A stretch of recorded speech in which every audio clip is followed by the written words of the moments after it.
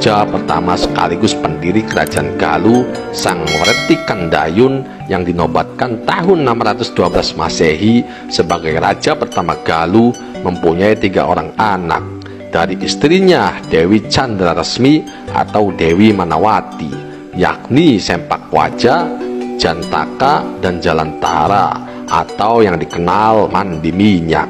Sempakwaja sesungguhnya adalah nama panggilan karena nama kecilnya tidak diketahui. Disebut Sempakwaja karena ia ompong alias tidak bergigi. Empak artinya ompong, wajah artinya gigi. Sedangkan Jantaka menderita hernia yang waktu itu termasuk sejenis penyakit yang belum bisa disembuhkan. Karena keduanya cacat badan, maka baik Sempakwaja maupun Jantaka tidak mungkin menjadi pengganti Werti Kandayun.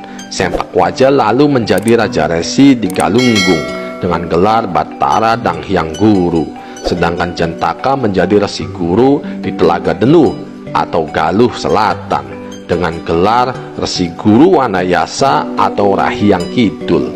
Yang diangkat menjadi putra mahkota adalah Jalantara atau Mandi Minyak. Menurut cerita parahyangan, saat menjadi Resi Guru di Galunggung, Sempakwaja menikah dengan Pohaci Rababu, seorang wanita yang dikenal berparas cantik. Konon ia berasal dari Gunung Kendan, dekat Ranca Ekek saat ini.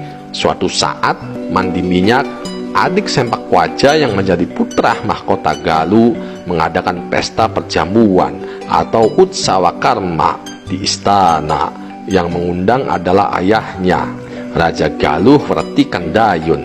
Sempakwaja tidak hadir karena sakit, namun karena menganggap undangan ayahnya tersebut penting, maka ia diwakili oleh istrinya Pohaci Rababu.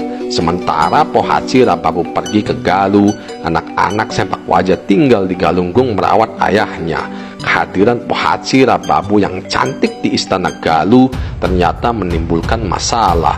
Entah bagaimana kejadiannya, namun dikabarkan selama 4 hari terjadilah semara karya atau skandal asmara antara Pohaci Rababu yang cantik itu dengan adik iparnya Mandi Minyak.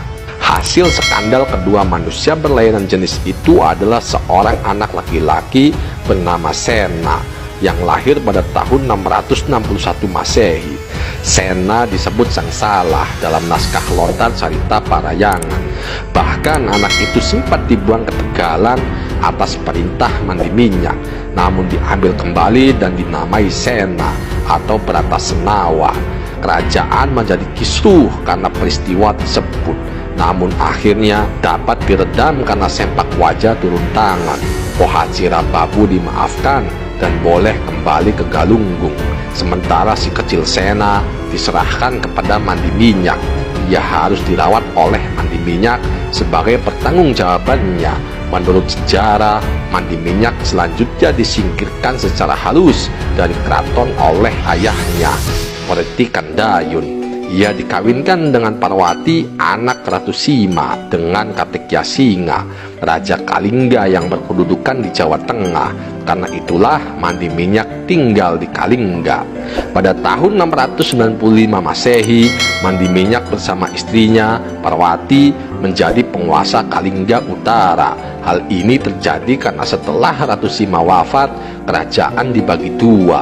Sebelah utara yang disebut Bumi Mataram diperintah oleh Parwati dan Mandi Minyak yang memerintah sampai tahun 716 Masehi, sedangkan sebelah selatan dan timur yang disebut Bumi Sambara diperintah oleh Narayana, adik Parwati, yang memerintah sampai tahun 742 Masehi.